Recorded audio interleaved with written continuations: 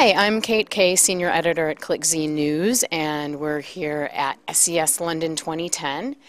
One of the panelists who was featured on a digital media meets party politics panel that I just moderated was Mark Hansen, and Mark represents the digital team at Labor.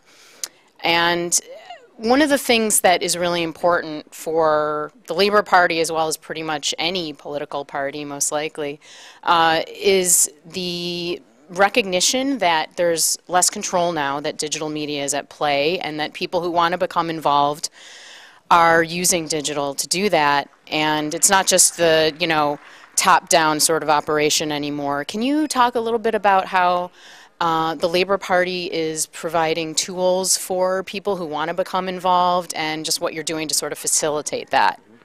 Well, I think it's been a big change in politics over here, recognising that your digital media strategy is not about your website, it's about your network.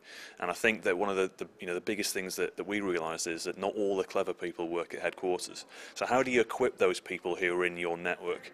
Now, it's relatively easy for Labour to try and imagine that, because Labour grew up as a movement. Mm-hmm. So the trade unions and the cooperatives and all those people who weren't inside the party were still part of the movement and campaigned for Labour. So how do we replicate that online? A lot of it is about information flow. So appreciating that there are things that you might want to tell your supporter network that we can trust them with, and that they will respond favourably. Mm-hmm. So when you need them to do something, they're more motivated to do it.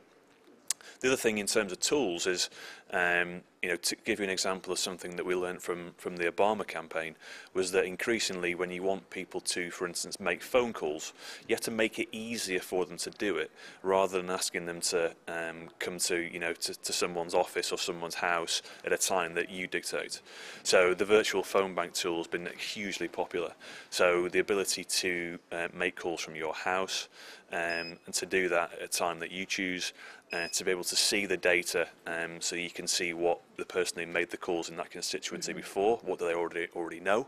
So it's a smarter way of carrying out asks, and increasingly what we're doing is asking people to do that in a way that's targeted on specific constituencies. So there are obviously certain marginal constituencies that we've got that we'd like to direct most of the effort into. So what are some of those? Well, two examples: Manchester Withington, for instance, which is an urban constituency, where we held that seat for quite a long time. We lost it to the Liberal Democrats at the last election, but it's a very, very winnable target for us. So in addition to all the other things that we can do in that seat, if we can actually transfer volunteer time into it, and do that in a way that our supporter network can do easily at their convenience, then you're going to see a big return from that. So can you give me some specific examples of how you're reaching out to that network, and how you're, what sort of arsenal you're giving them to fight that one? Well, I do think it's important to recognise that if you want people to do things, you have to include them. So, for instance, I started out, I was an irritant, I guess, to the party, in that I was a Labour blogger 3 years ago. And the one thing that you really want is to be trusted with information. You want to be invited to briefings. You want to feel as though that the suggestions that you make actually go somewhere, they're valued, so that when the party then comes to you and asks for help, you feel motivated to help. It doesn't appear as, you don't want it to appear as though the party in their ivory tower in headquarters has deigned to speak to you when they want something. So, very much put those learnings into practice. And we have regular bloggers briefings, and we invite bloggers to press conferences, the same way as we do with the media. We give bloggers exclusives on things. We give them content before it goes elsewhere. And a lot of the things that we've done campaign-wise have been as a result of suggestions from bloggers. One of the things that we've just launched, or we're about to launch, an iPhone app to help with our campaigning. We're getting the opinions of the blogosphere before we launch it, so that we can make sure that the actual functionality is very tailored towards what people out on the coalface need, rather than deciding that in a meeting room in Victoria Street that we've got all the answers, and we're just going to launch it and they're going to go away and use it. It doesn't work that way.